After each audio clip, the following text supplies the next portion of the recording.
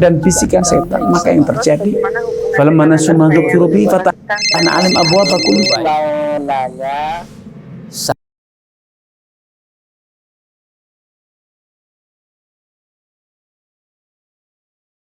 sakit, sabar juga baik.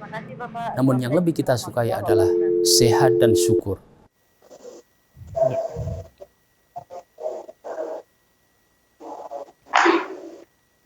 Bismillahirrahmanirrahim. Assalamualaikum warahmatullahi wabarakatuh. Alhamdulillahirabbil alamin. Wassalatu wassalamu ala asrofil anbiya'i wa sayyidil mursalin nabiyina Muhammadin wa ala alihi wa sahbihi wa man tabi'ahum bi ihsanin ila yaumiddin, amma ba'd. Para pemirsa Fatwa TV dan juga para pendengar radio dimanapun Anda berada, a'azani Allahu wa iyyakum. Semoga Allah Subhanahu wa taala senantiasa mencurahkan rahmatnya untuk kita sekalian. Alhamdulillah, senang sekali di kesempatan yang berbahagia ini kami dapat menyapa Anda kembali di program kesayangan kita, Live Interaktif, bertemakan tentang Tarbiyah Islamiyah atau pembahasan tentang pendidikan Islam. Tentunya bersama guru kita, Al-Ustadz Nafi Zainuddin LC MHI Hafizahullahu Ta'ala, yang dimana beliau adalah salah satu dari anggota Dewan Fatwa Perhimpunan Al-Irsyad. Salawat serta salam semoga tercurahkan kepada suri tauladan kita, baginda Nabi Muhammad Sallallahu Alaihi Wasallam, beserta para keluarganya, para sahabatnya, dan juga para pengikutnya yang setia, yang mengikuti jejak beliau dan juga jejak sahabatnya hingga hari kiamat nanti. Nah, begitu sama azani Allah wa yakum. Kami informasikan juga untuk live interaktif ini kami di relay atau disiarkan juga oleh beberapa stasiun radio yang tergabung di RTVC, Asosiasi Radio dan Televisi Islam Indonesia. Di antaranya ada Radio Bimbas Yogyakarta, Radio Sahabat Tegal, ada Radio Suara Madinah Caruban, Radio MDFM Probolinggo, Radio Hang FM Batam, ada Radio Amubah Pangkal Pinang, Radio Sagu FM Sumatera Barat, ada Radio Gema FM Bontang, kemudian Radio Al-Hikmah Banyuwangi, Radio Albina AM Bekasi, Radio Tua FM Riau, Radio Dai Tangaran, dan Radio Mas FM Seragen. Terima kasih kami ucapkan jazakumullahu khairan, semoga tayangan ini bermanfaat. Dan alhamdulillah telah terhubung bersama guru kita, Al-Ustadz Nafi Zainuddin LC MHI Hafizahullahu Ta'ala, langsung dari kediaman beliau di kota Temanggung, Jawa Tengah. Dan coba kita sapa beliau terlebih dahulu. Assalamualaikum warahmatullahi wabarakatuh, Ustaz Zina. Waalaikumsalam warahmatullahi wabarakatuh.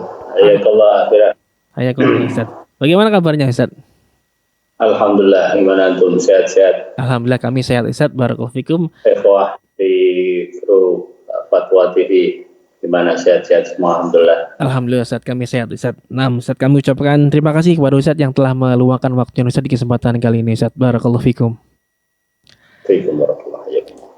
Nah, begitu sama azani Allah wa yakum, kami mengajak Anda untuk berpartisipasi. Silakan jika Anda ingin mengajukan pertanyaan pada Ustadz tentang pendidikan Islam, Anda bisa menghubungi layanan telepon kami di nomor 021 2123 2333 dan nomor telepon tersebut tertera di layar kaca Anda saat ini.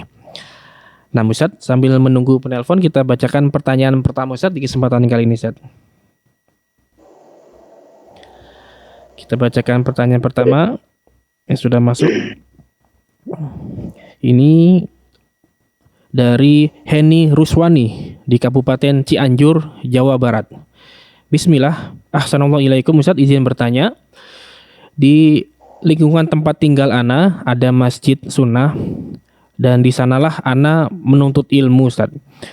Di sana juga ada kajian-kajian yang membahas tentang tauhid, fikih Asmaul Husna. Semua muridnya diwajibkan untuk setoran PR ayat-ayat. Contoh, misalkan surat Al-A'raf ayat 176. Dan itu harus dijabarkan tauhid rububiyah, tauhid uluhiyah, tauhid asma wa sifat. Kadang ana paham dan kadang juga ana menjabarkannya tidak paham Ustaz. Sedangkan ana sedang dalam tahap belajar dan belum paham semua ayat yang harus dijabarkan ketiga tauhid tersebut Ustaz. Mohon nasihatnya Ustaz supaya Anda bisa istiqomah dan semangat untuk terus menuntut ilmu. Barakallahu fikum. Fikum barakallah. Alhamdulillahirabbil alamin. نصلي ونسلم على أشرف الأنبياء والمرسلين وعلى آله وأصحابه أجمعين ومن تبعهم بإحسان إلى يوم الدين. Pertanyaan dari saudari kita, semoga Allah Subhanahu wa taala memberikan istiqamah, memberikan kemudahan di dalam menuntut ilmu.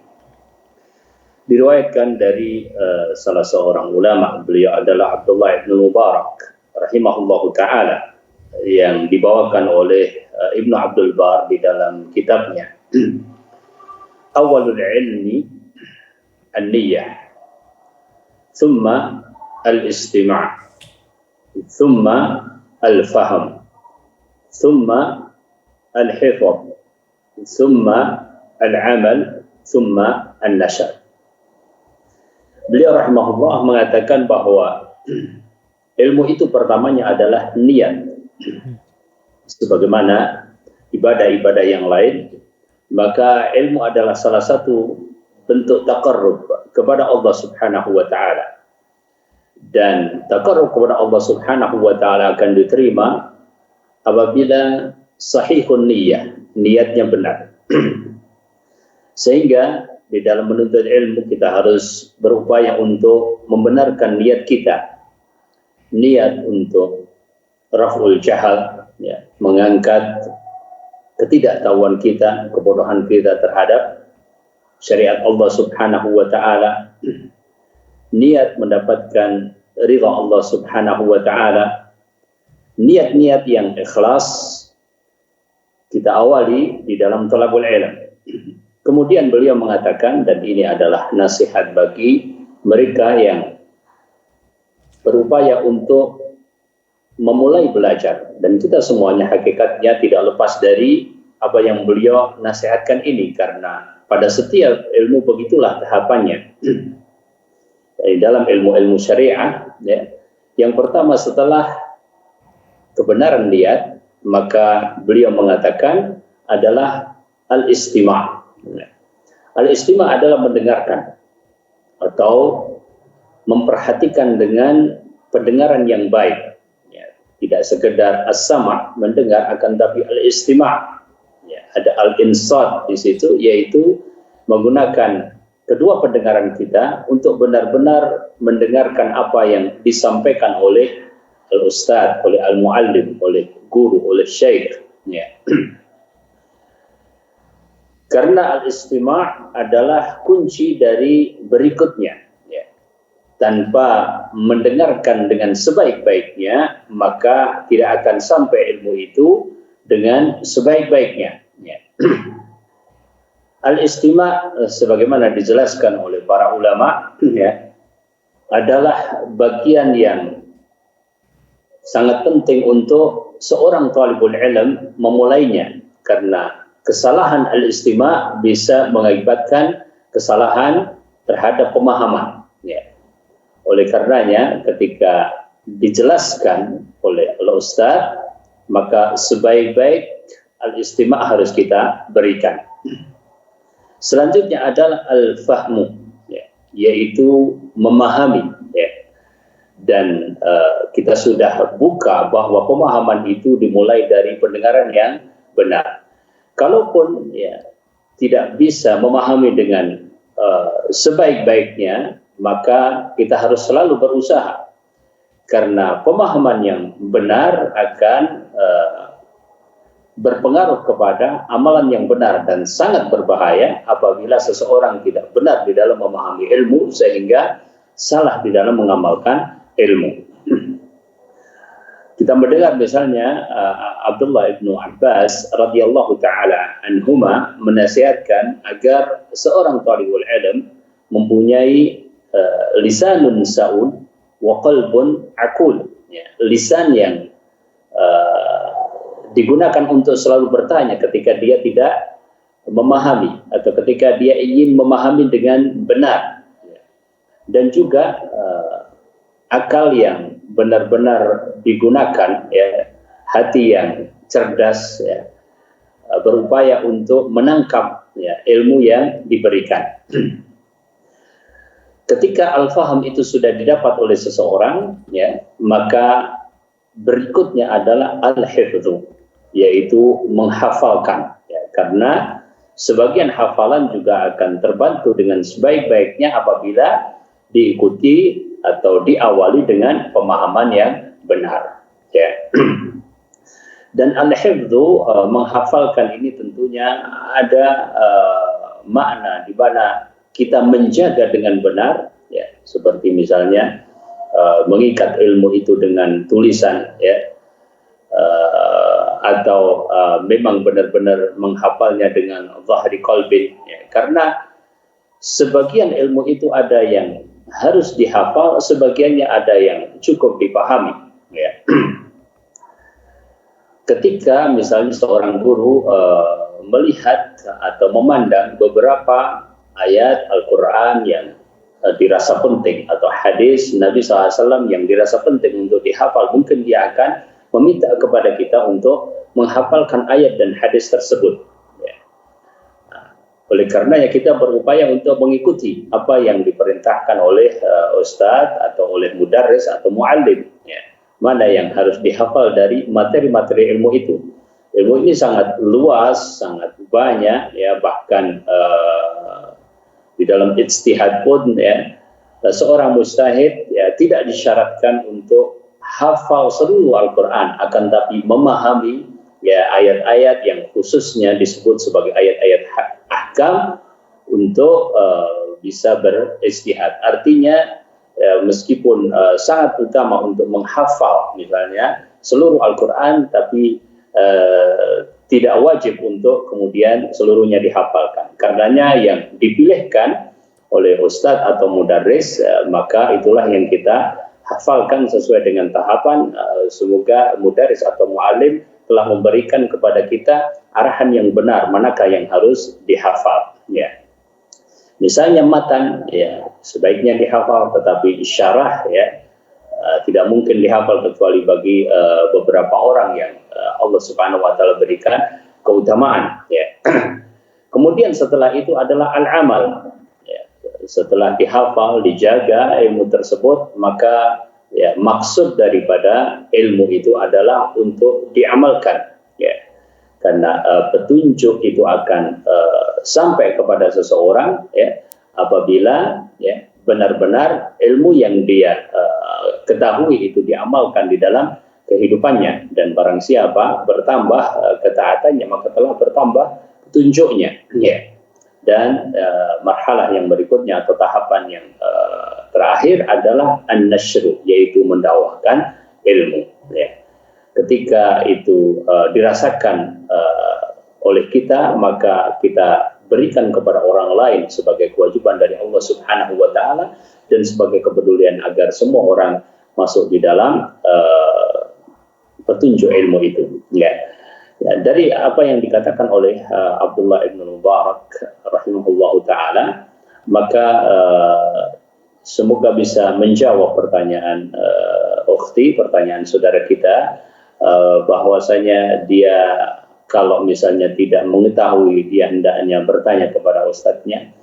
Kalau ternyata ada sesuatu yang terlalu berat baginya, maka dia minta petunjuk kepada ustadznya mana yang harus dihafal, mana yang tidak. Atau kalau sangat-sangat berat, maka tentu ustadz atau ustadzah bisa memberikan kepada dia arahan bagaimana sebaiknya mengawali di dalam thalabul ilm. Wallahu taala a'lam.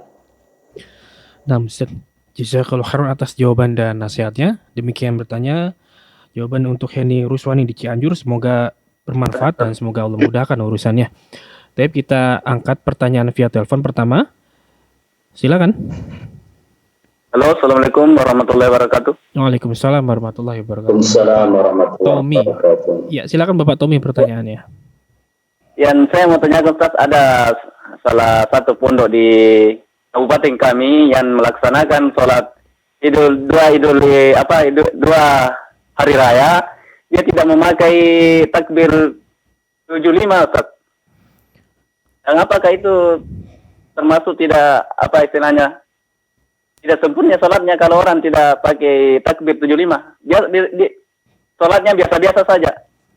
Kiranya takbir sekali dan rakaat kedua takbir sekali juga. Baik. Yang saya, Ya, cukup Bapak pertanyaan itu saja. terima kasih Ustaz atas. Barakallahu fikum, Baik. ya. Ya. Terima kasih Bapak Tommy. Barakallahu fikum. Assalamualaikum warahmatullahi wabarakatuh. Waalaikumsalam warahmatullahi wabarakatuh. Ya, Ustaz. Nah, alhamdulillah wa nusalli wa nusallim ala Rasulillah. Ya. Takbir yang ada di salat Id, ya, takbir zawaid, ya, 7 takbir di rakaat pertama dan 5 takbir di rakaat kedua, ya, hukumnya adalah sunnah, wallahu taala alam, ya, sehingga orang yang masbuk, ya, maka dia juga tidak mengulangi takbir dari awal, ya. Kalau itu adalah mungkin, ya, kemungkinan besar adalah karena jahil, ya, karena dia tidak mengetahui, ya, bukan karena unsur kesengajaan, ya. Kalau unsur kesengajaan berarti, ya, jauh dari sikap seorang muslim, Allahu taala alam. Kemungkinan besar dia tidak mengetahui dan salatnya tetap sah, sehingga cukup diberitahu tentang hukum tersebut, ya, sehingga insya Allah dia bisa merubah pada salat itu berikutnya, ya. Zahir dari apa yang disampaikan oleh beliau adalah ketidaktahuan, ya. Kayaknya wallahu taala alam, jauh sekali seorang muslim, ya, yang mengetahui salat hari raya memakai takbir zawaid 7 takbir dan 5 takbir, ya, kemudian dengan sengaja meninggalkannya, wallahu taala alam. Ustaz. Jazakallahu khairan atas jawaban dan penjelasannya. Demikian bertanya Bapak Tommy di Binjai. Semoga bisa difahami, barakallahu fikum. Nah, Ustaz, kita bacakan pertanyaan berikutnya. Masih via website dari Denny Kusuma Fajri di Kabupaten Bojonegoro, Jawa Timur. Assalamualaikum warahmatullahi wabarakatuh. Izin bertanya Ustaz, apakah ada sunnahnya untuk melubangi telinga anak perempuan dan mengenakan anting, ya Ustadz? Ataukah ini hanya tradisi saja? Dan di sini juga disebutkan sang penanya minta didoakan Ustadz, karena saat ini istrinya sedang hamil dan dia akan menjadi calon ayah katanya Ustadz ini. Mohon nasihatnya Ustadz. Barakallahu fikum. Fikum barakallah. Iya. Alhamdulillah, nusalli wa nusallim ala Rasulillah. Melubangi telinga, ya, buat anak perempuan, ya, agar bisa dipasang anting, ya, pada telinga tersebut.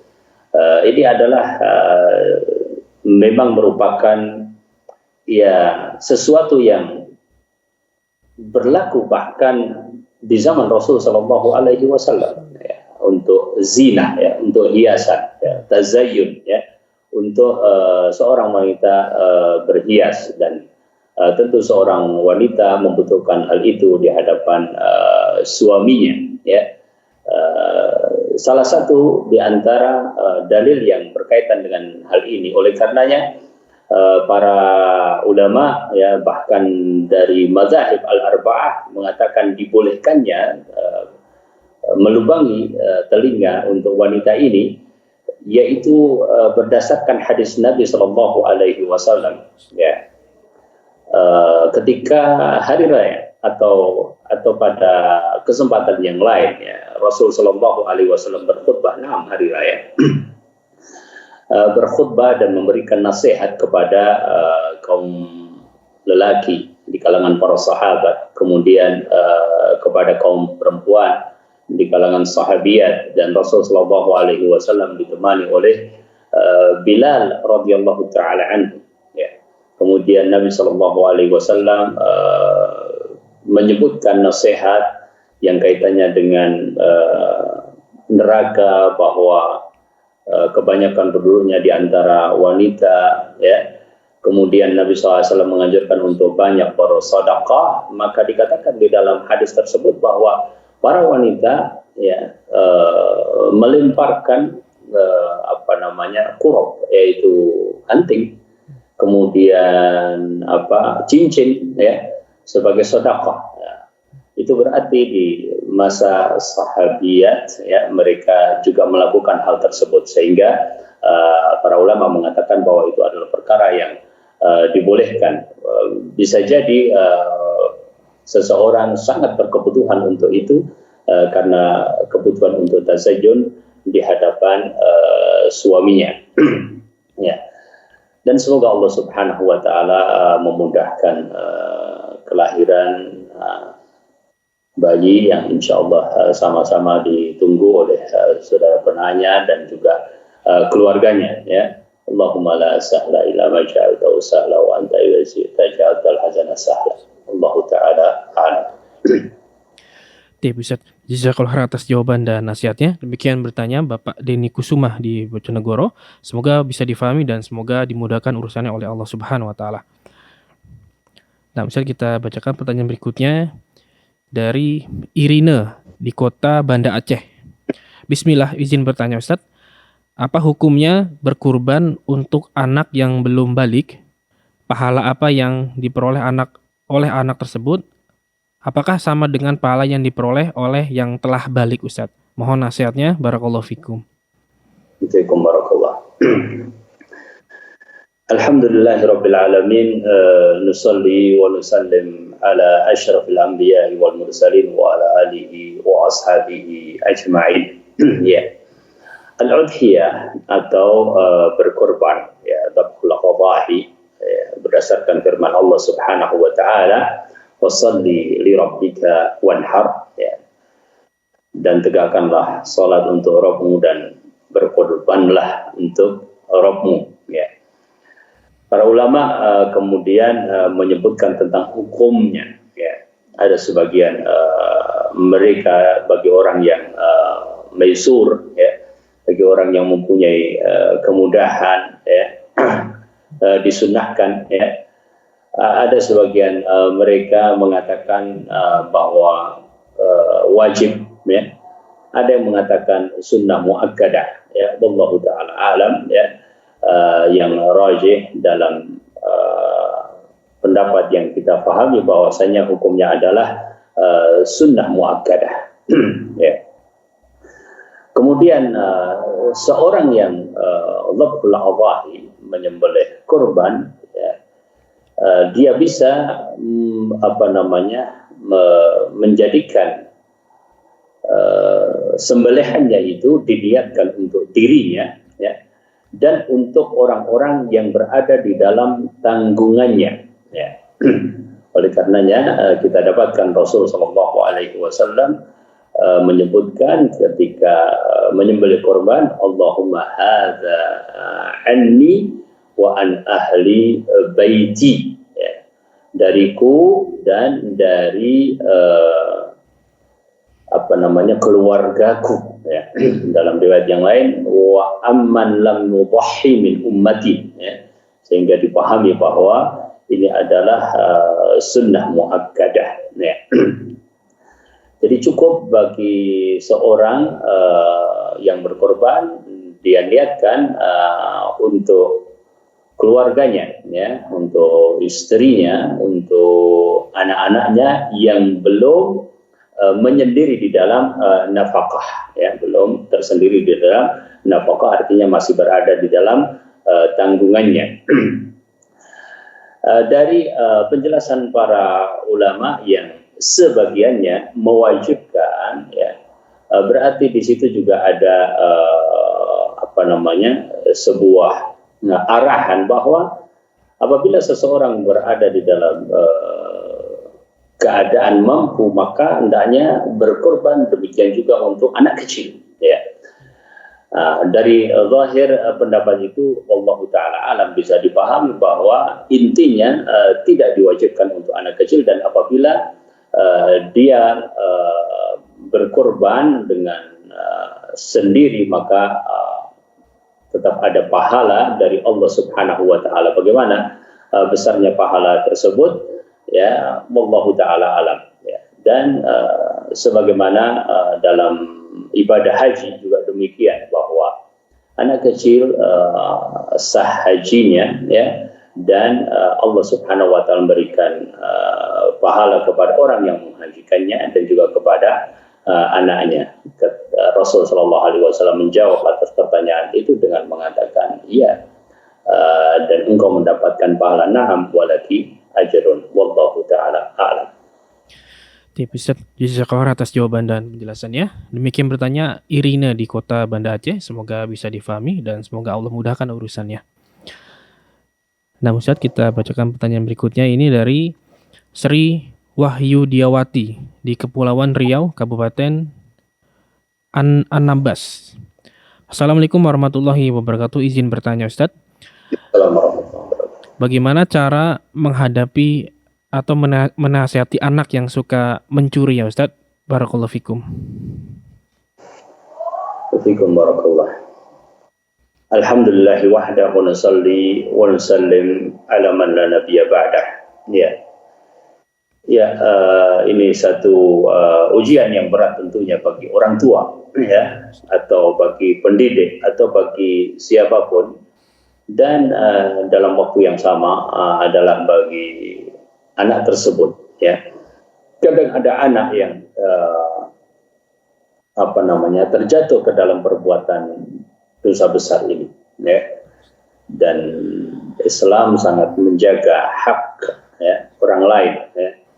Sehingga mencuri bahkan apabila mencapai hadnya, ya, ditegakkan sesungguhnya pada orang tersebut jika tidak ada mawani, ya, sebuah had yang berat, ya.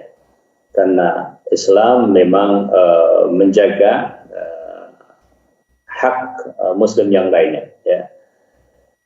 Inna dima'akum wa amwalakum wa aradakum alaikum haram ka hurmati yaumikum hadha wa syahrikum hadha, kata Nabi sallallahu alaihi wasallam, ya. Bagaimana menangani atau, ya, mengupayakan agar anak yang, ya, kebetulan terjatuh, ya, di dalam perbuatan yang tidak baik ini bisa berhenti, ya. Tentunya ini berkaitan dengan akhlak, ya, berkaitan dengan keimanan, berkaitan dengan muraqabah, ya. Bisa jadi berkaitan dengan faktor yang lain, ya. Ada faktor yang tertuntut karena kondisi lingkungannya, atau bahkan ada yang dikatakan semacam penyakit, ya, ingin selalu memiliki yang dimiliki oleh orang lain dan seterusnya. Ala kulli hal, ya, itu semuanya tetap berkaitan dengan akhlak, ya. Dan akhlak itu, ya, adalah karunia dari Allah Subhanahu wa taala, ya. Selain bahwasanya seseorang mengupayakan pada dirinya dengan taufik dari Allah Subhanahu wa taala, ya. Oleh karenanya mintalah kepada Allah Subhanahu wa taala agar benar-benar Allah Subhanahu wa taala memperbaiki akhlak anak tersebut. Allahumma hadzibhu li, ya Allah, perbaikilah dirinya untukku. Jadi yang pertama kita harus pahami tentang akhlak tersebut, ya. Kemudian kita pinta kepada Allah Subhanahu wa taala yang memperindah manusia dengan al-akhlak al-karimah. Yang kedua, bahwa seringkali anak melakukan perbuatan itu, ya, dengan bukan tanpa alasan, ya.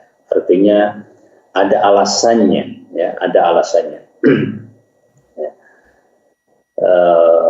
Bahkan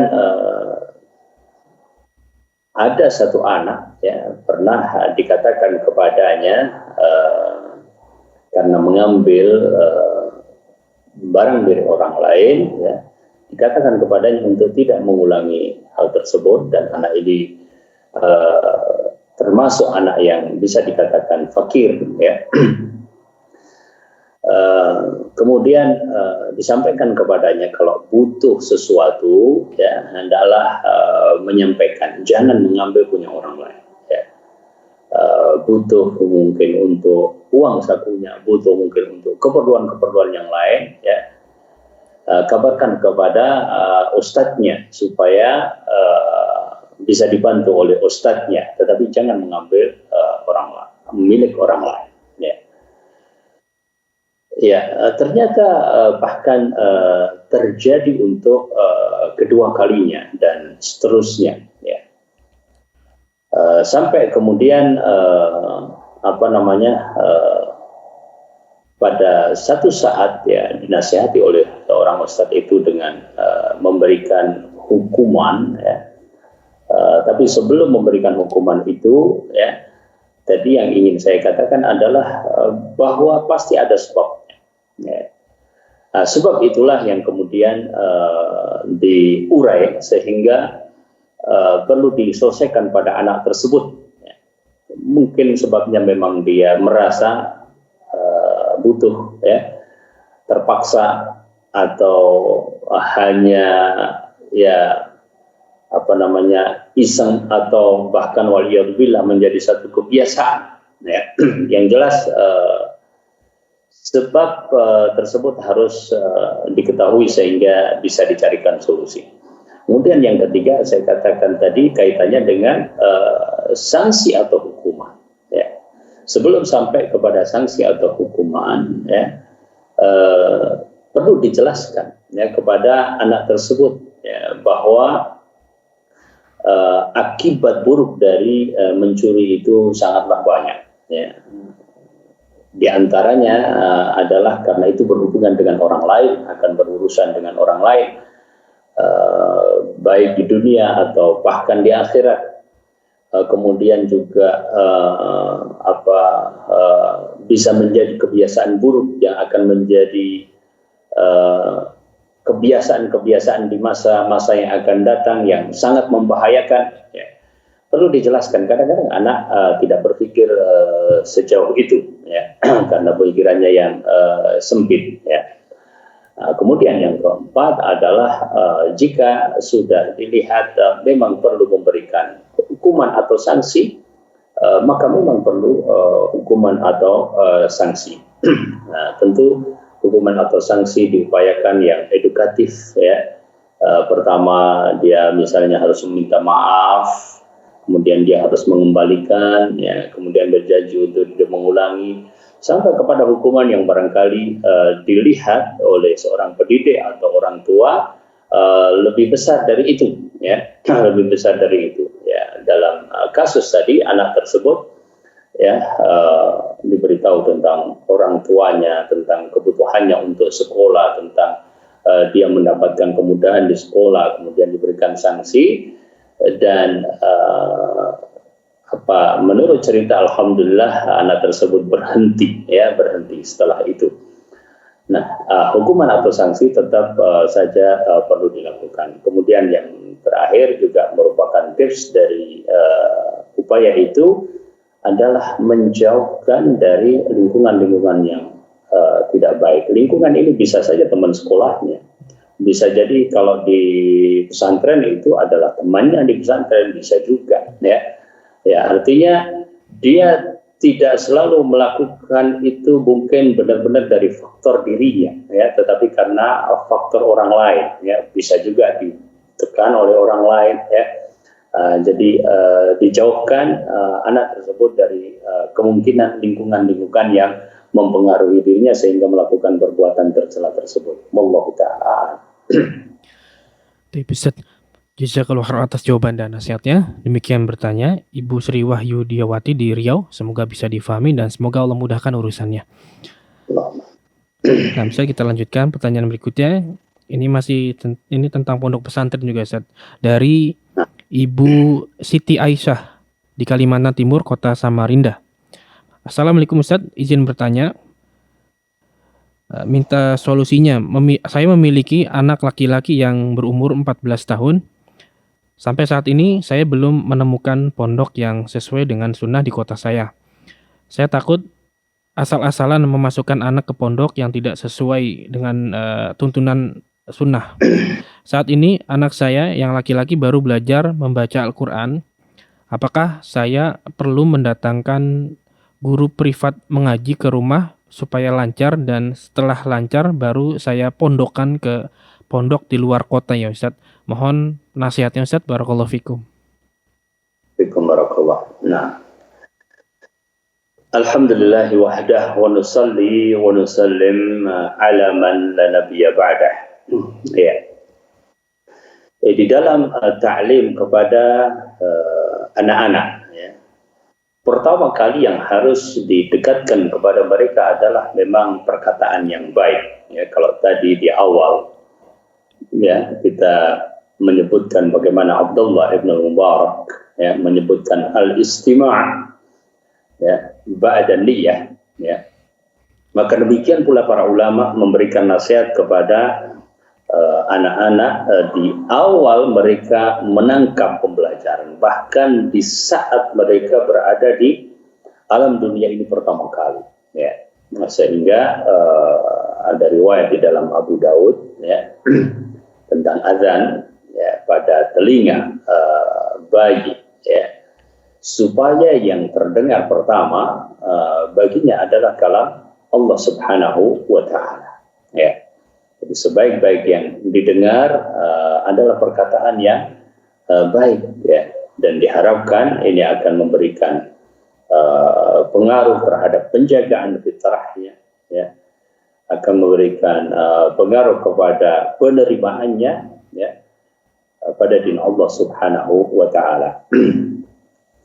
Adapun yang disebutkan, ya, kaitannya dengan sudah usia 14 tahun. 14 tahun itu kan berarti sudah lulus, ya, SD, ya. Ya, sudah lulus SD. Seharusnya adalah kelas 1 SMP, ya. Ya, tentu pada usia tersebut belum bisa membaca Al-Quran, ya. Di satu sisi adalah aib, ya, bagi seorang muslim, tapi di sisi yang lain, ya, kita tidak boleh berputus asa, ya. Bahkan kalau kembali di masa Rasul SAW, para sahabat menuntut ilmu, belajar Islam di saat mereka sudah dewasa, ya. Sedikit, ya, di awal-awal keislaman yang masuk Islam sementara dalam usia yang masih kecil, ya. Maka dikatakan bahwa yang pertama kali di antara sebyan adalah Ali bin Abi Thalib radhiyallahu taala. Ya. Jadi usia 14 tahun belum membaca Al-Quran, maka segera dicarikan guru kalau tidak bisa diajari sendiri, ya. Segera dicarikan, baik guru tersebut privat ke rumah atau, ya, anak tersebut dikirim ke madrasah diniyah yang ada di sekitar.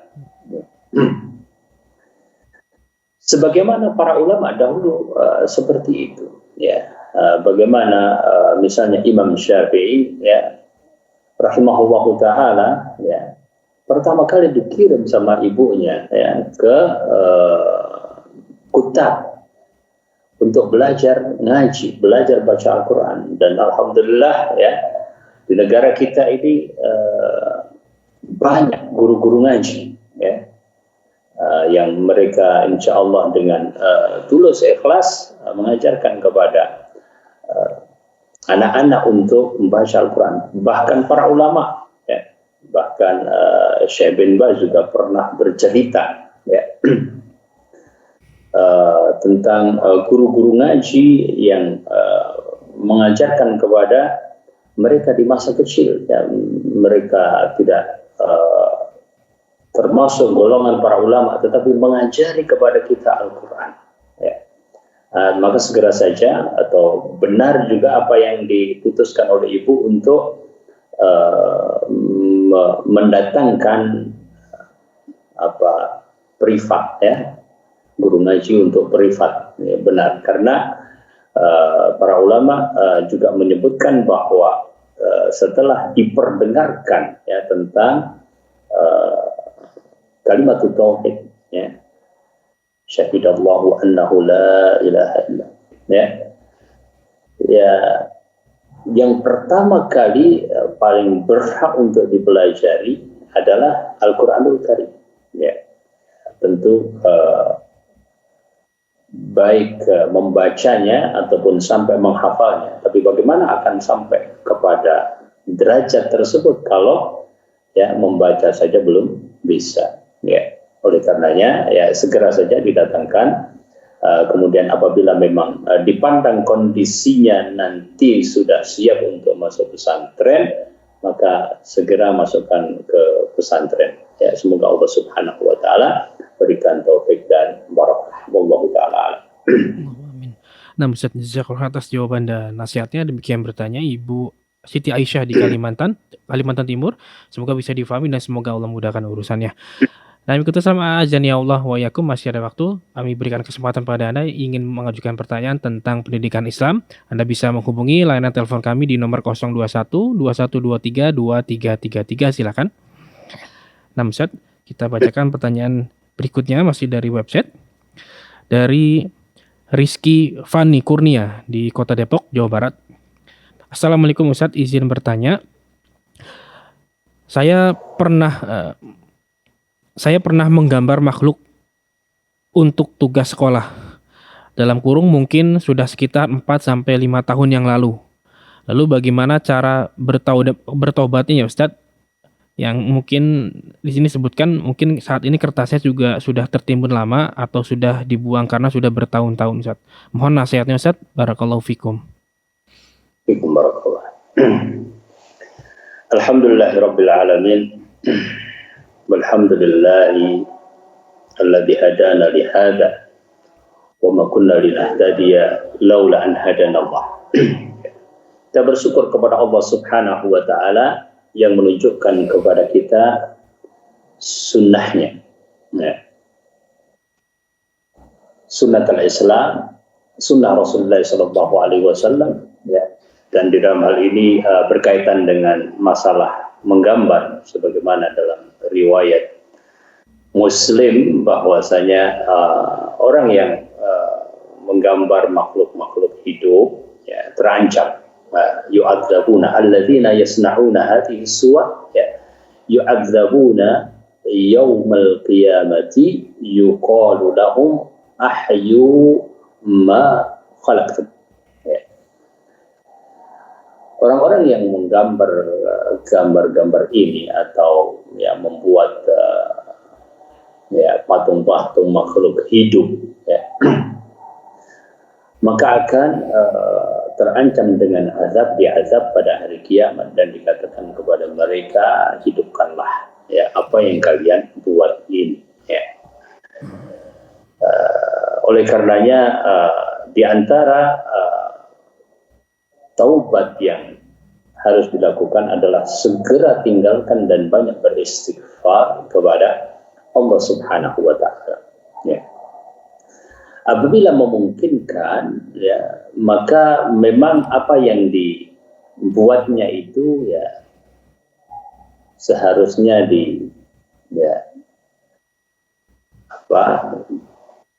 dimusnahkan, ya. Yang diyakini ya, bahwa itu adalah sesuatu yang makhluk hidup yang diharamkan menggambarnya, maka mestinya sampai kepada hal tersebut. Kenapa? Karena ada hadis ya,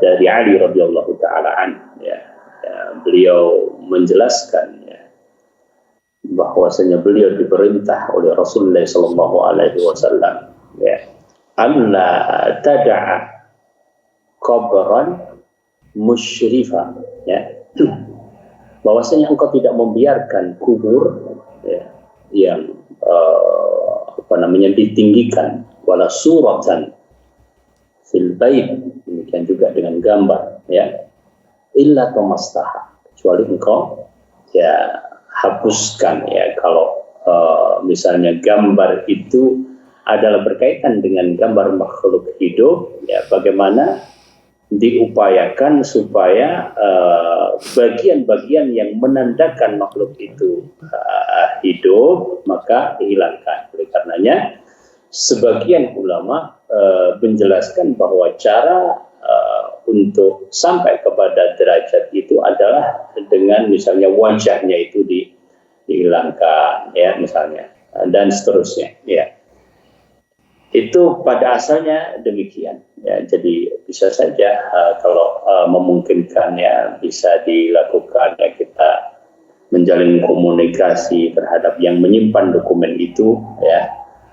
Tetapi kalau tidak mungkin, ya dia sudah berusaha untuk menjalankan yang wajib, ya. Para ulama menyebutkan bahwa orang-orang yang mempunyai keterampilan itu, ya, dalam menggambar yang dibolehkan oleh Allah Subhanahu wa Ta'ala. Bukan berarti kemudian dia tidak tersalurkan keterampilannya, tetapi disalurkan pada hal-hal yang memang dibolehkan oleh Allah Subhanahu wa Ta'ala. Ya, adapun dia sudah berupaya dan tadi seperti misalnya ya sudah nggak ada atau memang sudah tidak mungkin atau bahkan yang diminta tidak mau, ya dia telah menjalankan kewajiban, maka kita berharap taubat yang dilakukan adalah taubat nasuha, at-taib minadz dzanbi kaman la dzanba lahu. Seorang yang telah bertaubat dari dosanya, dia seperti orang yang tidak berdosa. Semoga Allah Subhanahu wa Ta'ala terima taubat kita dari kesalahan-kesalahan kita. Allahumma amin. Nah, Ustaz, Masya Allah, jazakallah atas jawaban dan penjelasannya. Demikian bertanya Rizky Fani Kurnia. Semoga bisa difahami dan semoga Allah mudahkan urusannya. Oke, Ustaz, mungkin kita bacakan pertanyaan terakhir di kesempatan kali ini dari Ahsanuz Zikri, Kota Padang, Sumatera Barat. Assalamualaikum Ustaz, izin bertanya. Ana mahasiswa di kampus negeri. Ana ingin sekali mencari beasiswa untuk meringankan biaya kuliah Ana. Agak sulit mencari beasiswa yang halal karena Ana kurang bisa ikut kompetisi atau membuat proposal penelitian. Yang banyak dan mudah itu beasiswa dari pihak ketiga. Kalau beasiswa dari bank, Ana sudah tahu hukumnya itu tidak boleh. Ada beasiswa lain, pengelola beasiswa mendapat donatur. Lalu bagaimana hukumnya, Ustadz? Mohon nasihatnya, Ustadz. Barakallahu fikum. Barakallahu. Ya. Alhamdulillah wa nusalli wa nusallim ala Rasulillah. Ya. Jadi al-mal atau al-malul haram, ya, itu dosanya adalah bagi kasib, ya, bagi orang yang mencari dengan cara yang haram, ya. Adapun orang yang diberi dari harta tersebut, ya, maka dia tidak menanggung dosa tersebut, ya. Oleh karenanya para ulama, ya, menyebutkan misalnya seorang yang bekerja di tempat-tempat yang diharamkan, ya, apakah kemudian anaknya atau istrinya boleh makan dari uang tersebut? Ya, artinya itu menjadi halal bagi mereka. Ya, bagi mereka tetap boleh. Ya, ya tentu ini hukum asal, karena kalau sudah tahu bahwasanya itu haram, maka istri juga mengingatkan suami, anak juga bahkan mengingatkan ayahnya, ya, yang mencari nafkah dengan cara yang tidak halal. Ya. Namun secara asal hukum seperti itu. Kemudian ini juga berhubungan dengan harta, misalnya bercampur, ya, antara harta yang halal dengan harta yang haram, misalnya. Ya. Apabila pada asalnya adalah harta-harta tersebut adalah harta-harta yang halal, kemudian tercampur, ya, sedikit dengan harta-harta yang haram, ya. Misalnya satu lembaga, ya, dia punya usaha, ya. Mayoritas adalah usaha-usaha yang halal, ya, tapi ada kecampur misalnya terhadap usaha yang ternyata tidak halal, ya, maka mayoritas hartanya adalah halal, ya.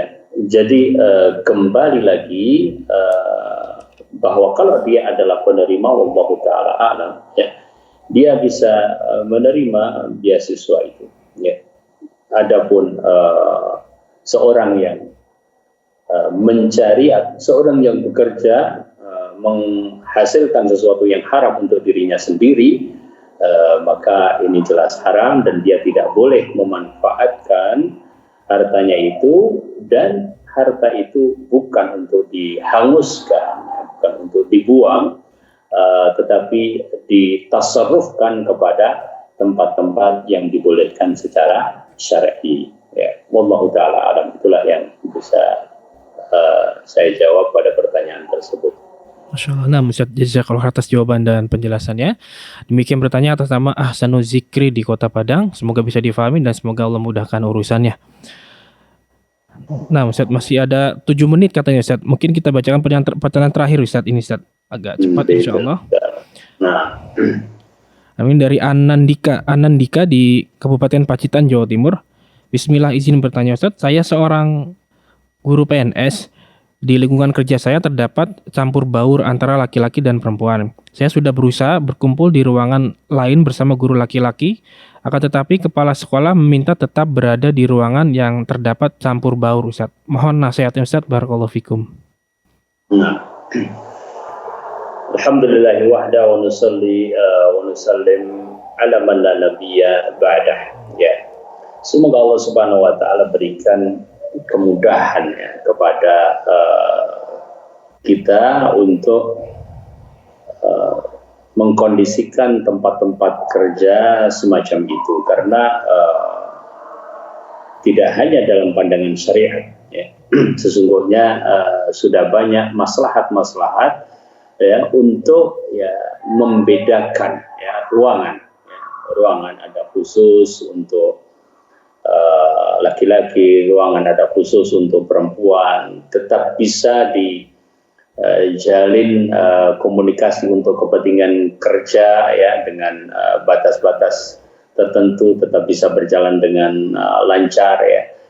Jadi sebenarnya alasan untuk memisahkan antara kaum laki dan kaum perempuan di tempat kerja ini sesuatu yang kita harapkan bisa diterima oleh semua kalangan, ya, dimanapun, tidak hanya di tempat yang disebut. Ya. Dan Islam bukan berarti dengan seperti itu kemudian menjadikan interaksi itu tidak bisa berjalan. Nyatanya pada masa Rasul SAW, ya, bagaimana para sahabat, para sahabiyat pada batas-batas yang diperbolehkan secara syar'i, ya, pada tempat-tempat yang diperbolehkan secara syar'i, ya, tetap bisa beraktivitas sebagaimana biasa. Adapun seorang yang sudah mengetahui hukum, ya, kemudian sudah berusaha dan tidak mendapatkan jalan, usaha untuk keluar dari sesuatu yang tidak diridhai oleh Allah Subhanahu wa taala, tapi nggak ada jalan, ya dia terus lakukan ya upaya-upaya untuk bisa secara syar'i, ya karena perintah Allah Subhanahu wa taala, fattaqullaha mastata'tum, ya kita berupaya sebisa mungkin, ya. Dan ini kembali kepada pemahaman penanya, bagaimana dia memahami bertakwa kepada Allah Subhanahu wa taala dengan sebenar-benar takwa. Ketika dia memahami bahwa hal tersebut diharamkan, bagaimana dia berusaha untuk keluar dari perkara-perkara yang haram. Dan pada hal-hal yang darurat, ya tentu ada hukum-hukum yang ya khusus. Wallahu taala alam. Itu saja yang bisa saya jawab pada pertanyaan tersebut. Wallahu taala alam. Nah, Ustaz, Masya Allah. Jazakallah atas jawaban dan penjelasannya, Ustaz. Barakallahu fikum. Dan demikian bertanya, semoga bisa difahami, semoga Allah mudahkan urusannya. Dan tersebut adalah pertanyaan terakhir di kesempatan kali ini, Ustaz. Kami ucapkan sekali lagi terima kasih jazakallah atas kepada Ustaz yang sudah meluangkan waktu dan juga bisa berbagi faedah bersama kami pada hari ini, Ustaz. Barakallahu fikum, Ustaz. Waalaikumsalam warahmatullahi wabarakatuh. Nah, mengikuti sama azan ya Allah wa yakum. Kami kru yang bertugas mohon undur diri. Terima kasih atas partisipasinya. Mohon maaf bila ada kekurangan dan mohon maaf atas pertanyaan yang sudah masuk yang belum sempat kami bacakan karena keterbatasan waktu. Dan semoga kita bisa berjumpa di lain kesempatan, insya Allah. Kita tutup. Subhanakallahumma wa bihamdika asyhadu alla ilaha illa anta astaghfiruka wa atubu ilaihi. Wassallallahu ala nabiyyina Muhammad wa ala alihi wa sahbihi ajma'in. Wassalamualaikum warahmatullahi wabarakatuh. Dan juga dikaruniai kesabaran. Terus bagaimana hubungan dengan anak Karena saya yang kedua-duanya baik. sekolah pesantren, Pak? Sehat syukur baik. Mau nanya Sakit sabar juga baik. Terima kasih, Bapak. Namun yang lebih kita sukai adalah